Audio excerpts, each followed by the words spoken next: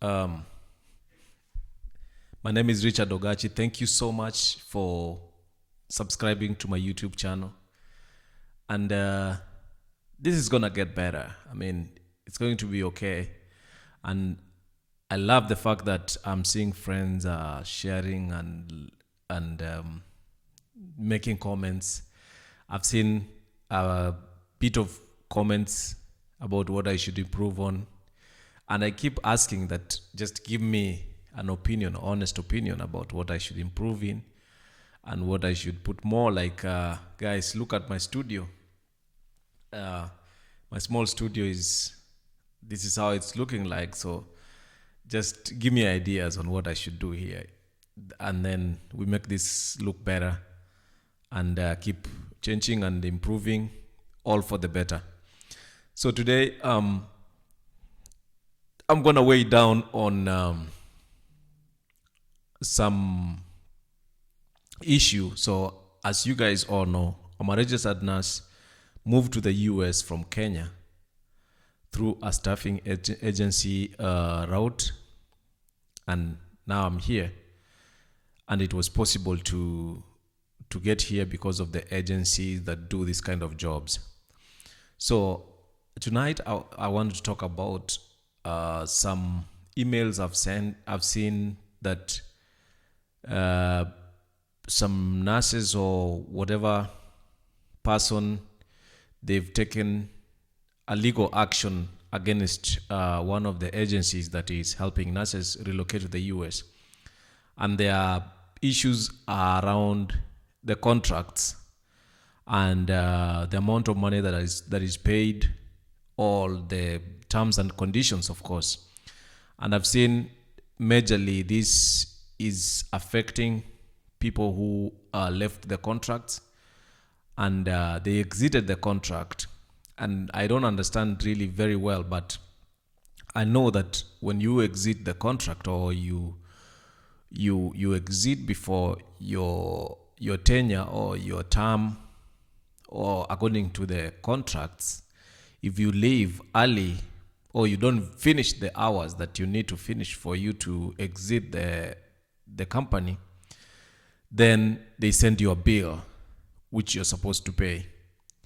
They send you money that you're supposed to pay them, and this is about settling the money that they used to help you process and bring you to their center.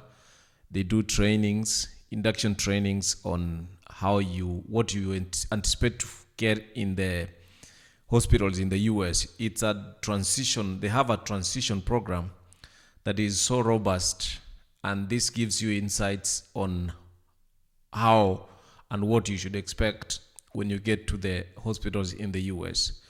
They touch on very important issues on culture, the culture, and generally the different kind of equipment that you will use in the hospital setups.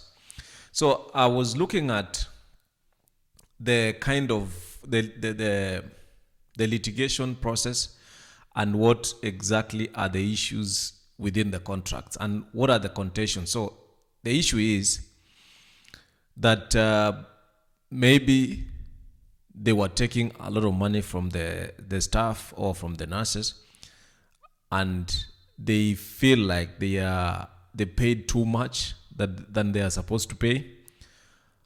And now these who are taking them to court, they want them to pay them some money back as a compensation for whatever they did for them. So I'm gonna just give my own opinion about this. This is general information. I'm not defending anybody. I'm not supporting anybody, but I'm just giving my opinion, personal opinion, from a nurse standpoint, and also whichever section. I mean, I may also want to talk about the situation for the agency, the agency situation, and why maybe they're doing what they're doing. So when you give background about this whole issue, This agency, they have a system. They put systems in place. It's a business. This is a business, for-profit company. So what they do is they negotiate contracts with hospitals in the US, and then they place you to the hospitals they already have a relationship with. So what is needed from a registered nurse in Africa or other parts of the world who wants to get to the US is they help you get licensure from whichever country you are coming from. They help you get licensure, and also they help you after licensure, then they help you get the visa. And the visa part is the most difficult part. And what they do is they use their attorneys to petition the immigration department to give you the visa on condition that they guarantee you the job, or they guarantee to sponsor you and to take care of you until you settle or you start earning your own money. So the process is a long process that is affected by usually either retrogression and aggressiveness from nurse side. So aggressiveness, what I mean is when they send you emails and the whatever you're supposed to do for you to be ready for example, the NCLEX exam or transition, or maybe everything else, like maybe driving, they ask, they have different checklist that you are supposed to meet before you travel. They have also online trainings that you're supposed to do as part of the induction process for you to get a safe landing when you get to the US. So what usually happens, let me talk first from the business standpoint, from the agency standpoint. So what usually happens, these agencies, they have a business in place and they have employees, full-time employees. They have their legal team. They have their, like, whatever they call as transition specialists. They have people who are able to help you report to the specific hospital that you are reporting in all the states. In all the hospitals, they have contacts in the US, and they help you get your apartment. They are able to help you get an apartment through the guarantee that you get the job, that you have the job in the specific hospital. So what is of essence with this is that they have a system they've put in place. When you have a system, that's a business that is a for-profit business, they have overheads. They have recurrent expenditure. They have rent to pay. They have their legal team to pay. They have their instructors to pay. The instructors are the ones who are different cadres. They are either registered nurses who are helping you with the nursing aspect of the whole process, and then they have if it's HR, those who negotiate contracts with the hospitals. They have finance department who are checking on the finances and the money. It's a whole business model. So they have obligations. If it's, for example, if it's a company, an LLC company in the US, they have obligations.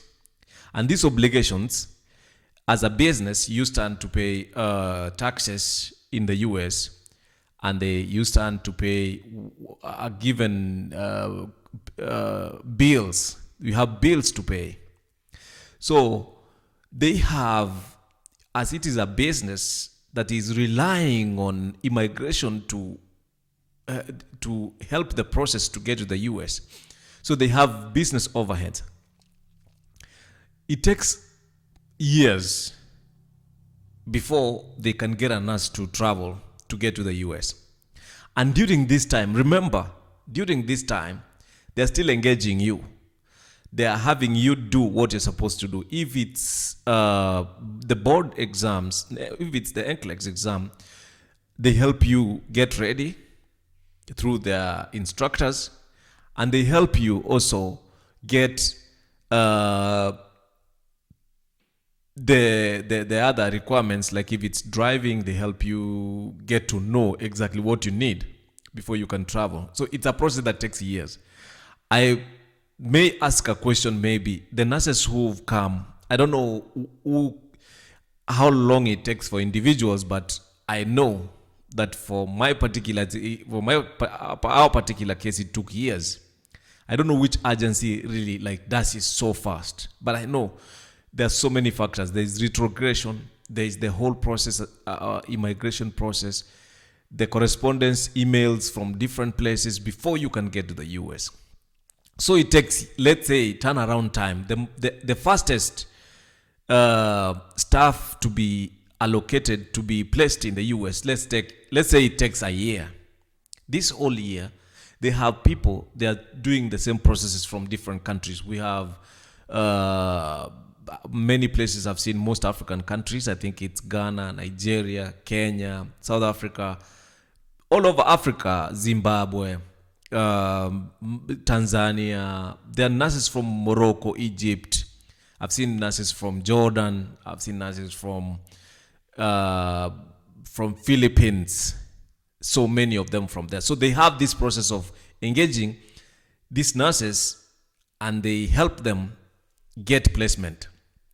So they have all that to deal with, and then also they have other issues. As a company, you're either facing legal suits if it's in the US, and there are aggrieved parties, and you're still fighting to get afloat. You are paying bills, you have responsibilities to do, you have profit, you have actually generally a profit and loss account to manage. So all that, and then we come from the nurse standpoint. You're taking them to court because of what they're doing, or you think you are aggrieved. What usually happens is that as a nurse, also you deserve better treatment. Like, for example, you can also better treatment in the sense that if they agree with a hospital to pay you, if it's, for example, $200, how much money are they making from you? That's the good question we can ask. How much money are they supposed to pay you, or are they supposed to get from you? That's based on skills assessment. They do skills assessment and see, like, based on seniority, how many years of experience, which departments do you work. For example, critical care, ICU, they pay more, and other departments that are critical, that need specialized training. So how much are they supposed to take from you for them to recover the money that they spent on you to pay for your tickets? Of course, they sponsor everything for the nurse. And then when you come now, then they have to recover their money, and then also they have to recover the money they spent to get you here, and then make profit, whatever amount they're supposed to make.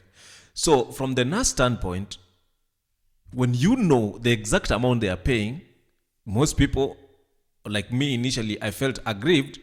But when I tried to study the model, because I'm an entrepreneur, I want also to establish a company. There are business overheads. There are bills to pay. You're supposed to make so much as profit from the one particular person. How much are they supposed to take from you? How much are they supposed to pay the nurse, and then how much are they supposed to take? That's a question that is answered differently based on the different organizations. The individual companies, what they do is, based on their robustness of their systems, there are those that have the transition program. Some of them don't have that. And of course, their hours that you have to work for them are a bit reduced to an extent. And this is also based on the aggressiveness or robustness of their system. When you get here, are they still spending on you? Are they getting you somebody to help you with transition? Do they have to have somebody to travel to go and help you get the deal, like get your apartment, get your vehicle, because they negotiate interest rates with the credit unions or from the banks? If they don't have such kind of systems, of course they will spend less money, and that's how they will get the number of hours you work for them reduced as your remuneration per hour, hourly remuneration. So then the other part of someone has come and they've breached the contract, they've exited the contract. How much are they supposed to pay them? How much are they supposed to pay them, or how much are they supposed to bill you for them to recover the money that they spent on you? Because they have to factor inconvenience, the actual amount they spent on you, and then of course their time they spent. Like, how do they quantify the number of hours that you're supposed to work for them? So whichever the case, but for me, this is a personal opinion. It doesn't, you don't have, nobody should is supposed to be like thinking that I'm going to tell you or choose what you're going to say about this. My honest opinion is this. I know it's a lot of money involved, and they deduct you this money. You have the number of hours that you have to work for them before you exit the contract. But I look at this from the positive aspect of this. Look at me, for example. I told you I've applied the lottery green card for the last 15 years. I didn't get it. But now these guys came, they have a platform, they've done their market research, they've realized there is an acute shortage of nurses in the US, and they've put a system in place. And the system, they've spent money, they employ full-time employees, and they have even marketing teams that are traveling to these countries and creating awareness about this opportunity. And so many of these nurses have traveled to the US through them. And this is something that maybe, I don't know if you could be able to do it on yourself, but I don't want to justify. You can go ahead. You can go ahead and try to do it on your own. I don't know how far you get, but you can get there. But I think this is a business model. This is a business idea somebody has come up with, and they have put systems together, and they are now giving you willing buyer, willing seller. You've taken the contract, you've signed the contract, and by the way, there's no like coercion towards signing the contract. It's voluntary. You can exit at any time. Even when you want to breach the contract, there are terms and conditions of leaving the contract. But you see, labor laws, I don't understand US labor laws. I don't know what they say, but what I know, there's a lot of fairness. And if they treat me unfairly, maybe, I should be able to be protected by the law. But if they are obliged to treat me fairly, pay me fairly, and help me to settle down and be able to be like have the skills and knowledge that is needed. They make sure I have the skills and knowledge that is needed for me to practice in this new country, now the US. So what are we supposed to expect from them? There's a lot we expect from them. We expect them to pay us fairly, to ensure that we have the right supporting systems for us to settle comfortably and for us to transition effectively. That's how do you rate that, generally speaking? I don't know what factors you consider. Maybe when you came, or when the specific nurses came, they had their own problems, they had their own challenges. Maybe they didn't get the help they needed. But nonetheless, at least you've been able to get to the US. That's baseline. Like, okay, you're here. And when you are here, what you do with your life, nobody cares. But you do what you have to do. So the most important thing is you here. What do you do? There are people who like litigation, There they're always like looking for you to fail or do something that is against the law, and they are aware about the law, and they fix you and you pay a fine, or they take you to court and maybe they take you out of business. Always, I think you're always hovering around enemies. People want to see you fail. People don't want you to see you succeed. This is a company, big company, and so thousands and thousands of nurses are involved. Their opinion is different. There is, of course, those who don't have information about how these contracts are negotiated. They don't even know how much is being paid in hourly pay. And ultimately, you don't know how much you potentially are supposed to earn and how much the company is supposed to make from you. Those are business questions. And when you talk about business questions, yes, maybe they may be wrong. Maybe we are right. Maybe we are wrong. Maybe they are right. But, negotiating for those kind of contracts and having to give an opinion about what happens or what really exactly happened is a long conversation that we should have. But maybe the damage is already caused. I was treated unfairly, maybe, not sure. But you know what? For me, I know I'm here. If I'm here and I've seen what they do, maybe, I may want to say, okay, if I was some of the people who think they are aggrieved, is maybe establish a company and start doing the same thing. And then we see how your program will go on, how you will put in systems for you. Remember, one of the agencies was established in the early 2000s. And maybe, they broken even, or maybe it's been sold a couple of times. But nonetheless, things have to continue. And we are not going to say, I'm not saying this to say that you're supposed to be naive. Never. Things don't just happen. By the way, things don't just happen. Things are planned to happen. And by the way, things are supposed to happen in a way that you don't benefit almost all the time.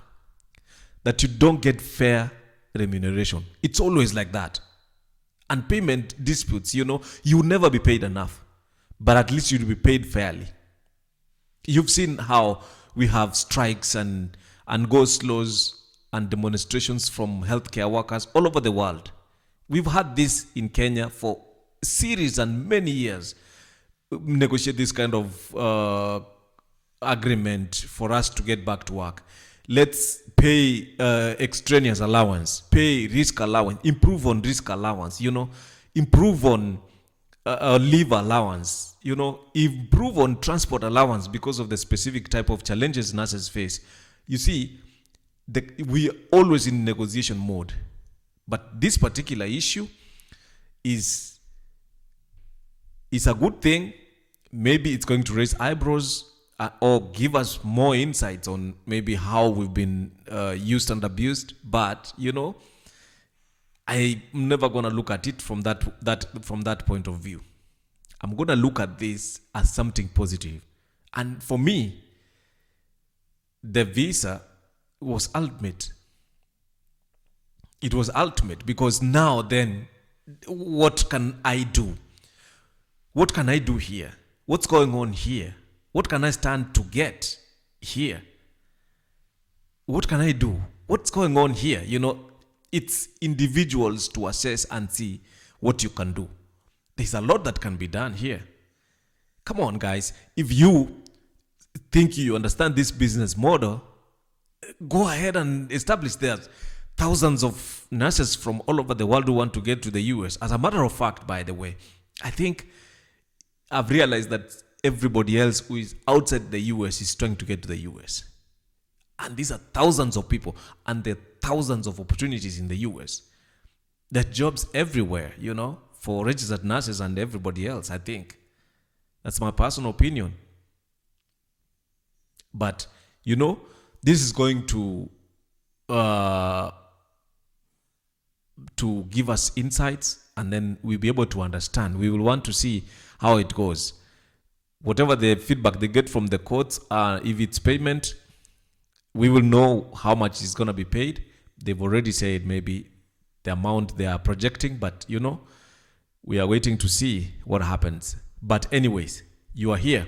Like I saw IQ Watson guy was talking. He was having a very good feedback about there are people beyond my comprehension. You've got to the US and you're here, and now you start asking questions. You're confused, like, oh, so what can I do? I saw him act so nicely, like it was so on point, because you start whining again, like, okay, so what can I do? Like, what is here, guys? What are you doing? You got here and then you asking questions like, what are you gonna do? There's a lot to be done. Come on, do something, really. And then also, I've also like met people who've been in the US for so long, and they seemed like they lost hope. It sounded like they are like hell's breaking loose, and things are not working. Of course, maybe if you've not been able to position yourself correctly, it's fine. You can try. You can change state. You can do what you have to do. And then also, one of the heartbreaking statement that was ever made from somebody who's been living in the US for more than 30 years, when he went back home, and he says that I've been in the US for 30 years and I can't see anything that I was paid a lot of money, but I don't have anything. And if you've been paid that much money for over the long period of years and you don't have anything to show for it, I mean, you can't blame anybody. You have to blame yourself. That will be entirely yourself to blame, because you didn't have the skills to multiply the income that you received, or maybe you spent on things that were maybe taking money from you, and that's purely from you. That's going to come from you. If you don't do your own research to see what ventures should you invest in, I mean, that's you. That's in you.